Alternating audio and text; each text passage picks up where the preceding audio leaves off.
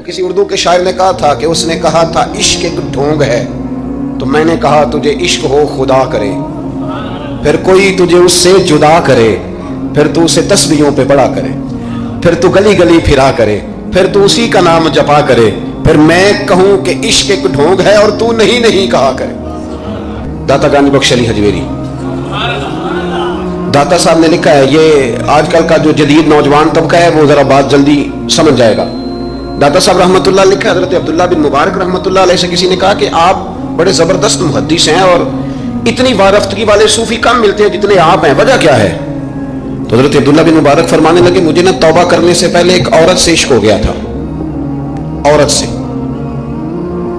بڑی توجہ سے بات سمجھنا۔ آپ فرماتے ہیں میرا گھرانہ نمازی تھا، یہ داتا صاحب نے لکھا ہے کشف الماجون۔ حضرت عبداللہ بن مبارک فرماتے ہیں کہ جس عورت سے مجھے عشق ہو گیا نا، اس کے محلے میں جا کے میں عشاء کی نماز پڑھتا تھا، اور پھر ساری رات میں اس کے گھر کے گرد رہتا تھا۔ وہ آدھی رات کو تھوڑی دیر کے لیے چھت پہ آتی تھی، دو ایک باتیں ہوتی تھی، میں لوٹ آتا تھا۔ فرماتے ایک رات میں نے عشاء کی نماز اس کے محلے میں جا کے پڑھی، قاری صاحب نے نا کچھ آیات لمبی پڑھا دی تو مجھے غصہ آیا۔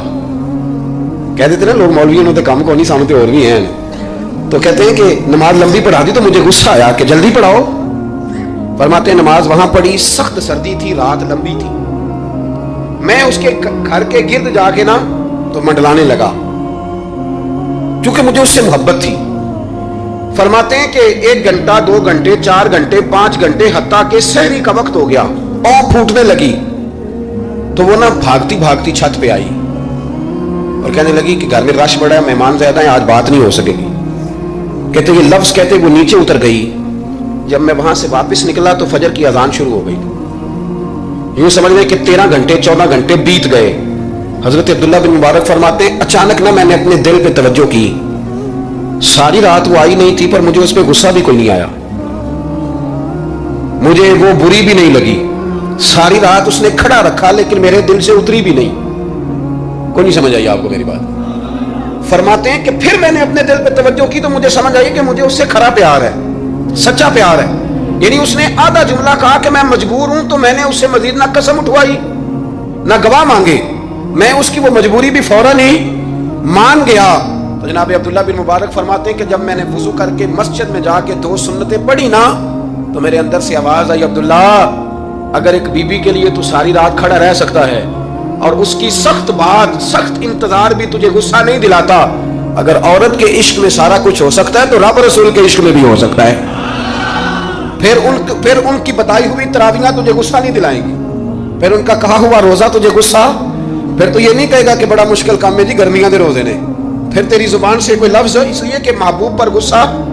ایک صاحب نے مجھے ایک دفعہ فون کیا، ہمارے سنگی ہیں، وکیل ہیں، بیوی ان کی پروفیسر ہیں، کہنے لگے جی آپ کے ایک بزرگ نے کہا ہے کہ صحابہ نبی پاک صلی اللہ علیہ وسلم کا بول مبارک پیشاب مبارک پی جاتے تھے۔ لوگوں کو بڑی جلدی ٹینشن ہونے لگ جاتی ہے ان چیزوں کی، بڑی جلدی۔ اس رستے کے مسافر نہیں نہ ہوتے، اس رستے کے مسافر نہیں۔ انہوں نے کہا جی کہ صحابہ حضور کا لعاب دہن اپنے چہرے پہ مال لیتے تھے، ناک سے اینٹ نکالتے تھے تو مال لیتے تھے، یہ کیسے ہو سکتا ہے؟ میں نے ان سے کہا کہ تمہاری عقل میں بات نہیں آئے گی، تمہارا شعبہ نہیں نا، تمہارا یہ شعبہ۔ کہنے لگے آپ سمجھا دیں، تو میں نے کہا بھائی سنو، آپ کی بیوی امیر خاندان سے ہے، ہماری بچیاں جو پڑھی لکھی ہوتی ہیں نا امیر خاندان سے ہوتی ہیں، یہ جب کسی کے گھر جاتی ہیں نا تو ان کا بچہ پیشاب کر دے تو انہیں بڑی بدبو آتی ہے، اور اگر وہ کہہ کر دے تو یہ بھی کہہ کرنے لگ جاتی ہیں۔ ہوتا ہے کہ نہیں ہوتا؟ اور گھر آ کے کہتی ہیں وہ بڑے جاہل ہیں، صفائی نہیں کرتے۔